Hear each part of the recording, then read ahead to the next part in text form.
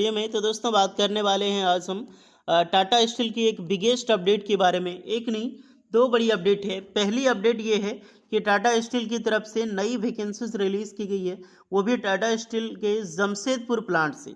ज़्यादा ब्रांच वालों के लिए वैकेंसी नहीं है, डीआरआई ऑपरेटर की वैकेंसीज आउट की गई है जमशेदपुर ब्रांच में, जो कि वेरियस ब्रांच के कैंडिडेट अप्लाई कर सकते हैं। मैं इसमें बताऊंगा कौन सा ब्रांच एलिजिबल है और कौन सा एलिजिबल नहीं है। देखिए, जमशेदपुर में डीआरआई ऑपरेटर की अभी लगातार वैकेंसीज आउट कर दी जा रही है एचआर के द्वारा, तो मैं आपको इसमें बताऊंगा कैसे अप्लाई करना है। फर्स्ट ऑफ ऑल वो छोटी सी है।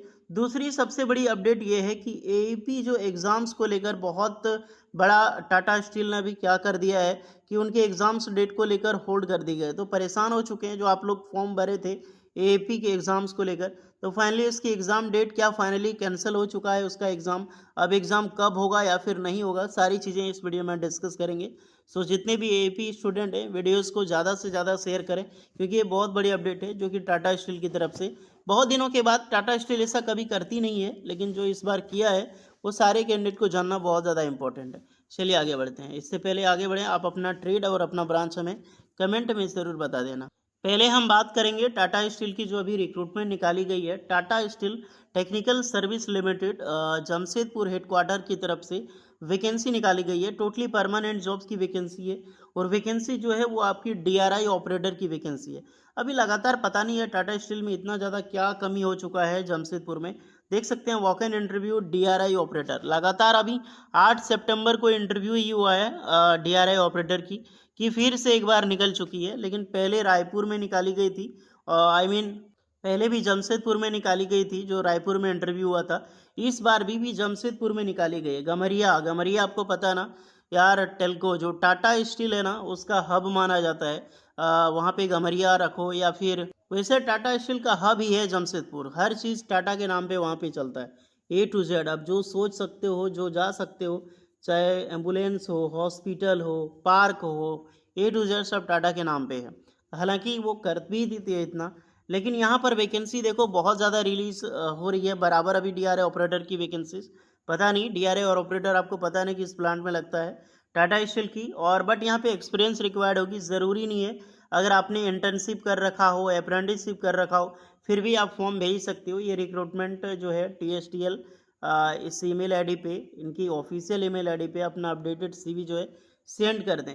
डिप्लोमा मेटलर्जी और मैकेनिकल दोनों अप्लाई करना। अगर आपने ITI पास आउट करके भी डिप्लोमा किया है मैकेनिकल में या फिर मेटलर्जी में, दोनों को जॉब मिलेगी।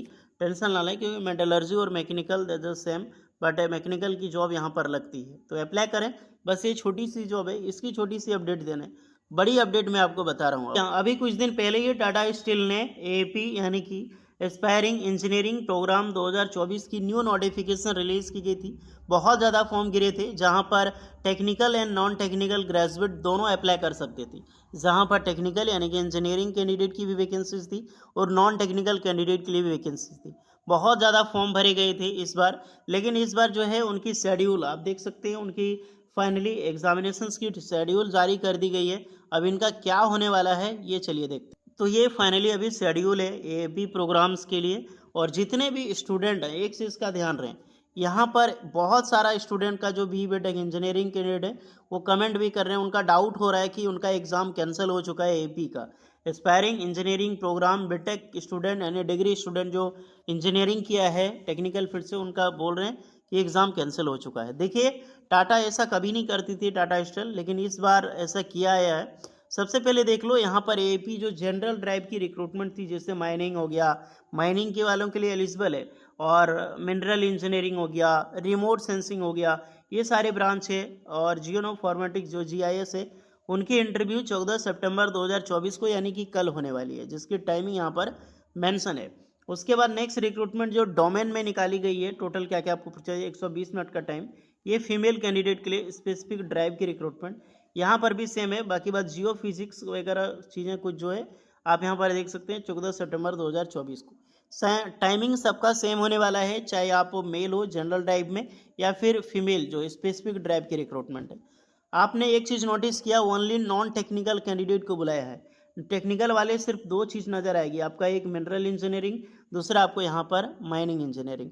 बाकी बात जो ऑल ब्रांच के कैंडिडेट हैं, जैसे कि mechanical engineering, production, industrial, mechatronics, electrical, electronics, power electronic, instrumentation and metallurgy, इन सारे कैंडिडेट का क्या एग्ज़ाम कैंसिल हो चुका है? आखिर क्यों सिर्फ यहाँ पर नॉन टेक्निकल वालों को बुलाया गया? बस यही डाउट था आप सभी कैंडिडेट का।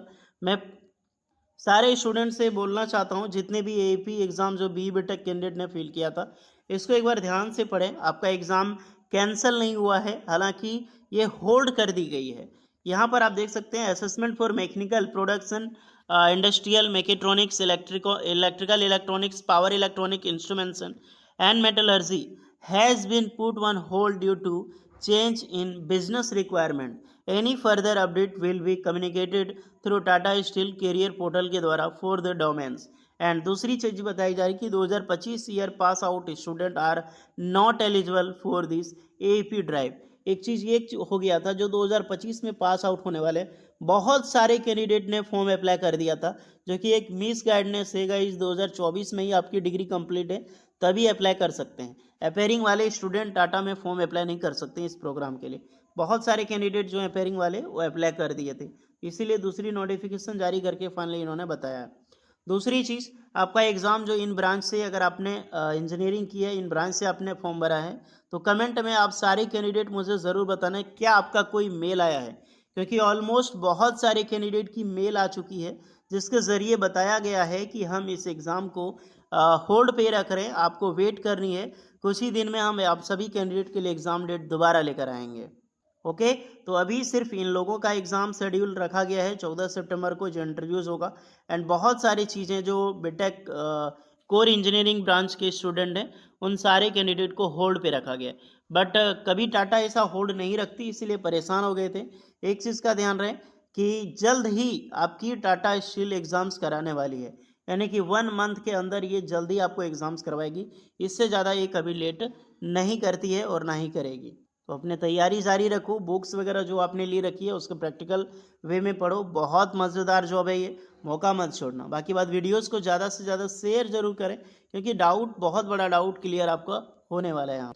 ओके, और इसके रिगार्डिंग एक्स्ट्रा डाउट है कमेंट करके बताना।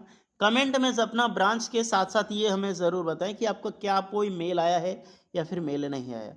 बाकी बात, नोटिफिकेशन टेलीग्राम चैनल पे मिल जाएगी, वहाँ से डाउनलोड कर लेना होपफुली। और जो डिप्लोमा कैंडिडेट है वो फॉर्म भरना चाहते हैं तो ज़रूर अप्लाई कर लेना, इसकी लिंक आपको डिस्क्रिप्शन में मिल जाएगी।